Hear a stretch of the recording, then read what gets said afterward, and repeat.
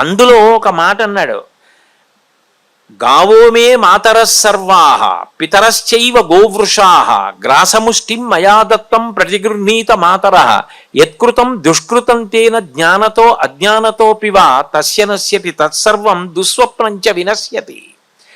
నువ్వు ఎవరో ఆకలితో ఉన్న వాళ్ళకి పెట్టినట్టు గోవుకి పెట్టడానికి వీలు లేదన్నాడు.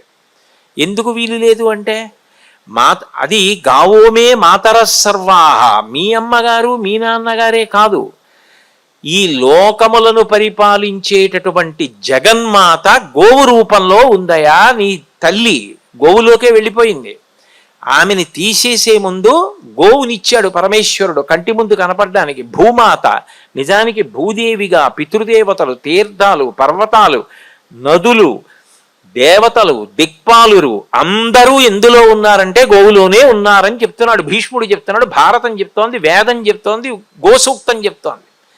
ఒక దేవాలయంలోకి వెడితే నీకు ఒక దేవతామూర్తి కనపడతాడు. గోవు అనబడేటటువంటి శరీరమునందు సమస్త దేవతలు ఉన్నారు. మాతర సర్వభూతానాం గావ సర్వసుఖప్రద వృద్ధిమాకాంక్షతా నిత్యం గావ కార్యా ప్రదక్షిణ. నీకు ఏమొచ్చు రాదు అన్నదానితో సంబంధం లేదు.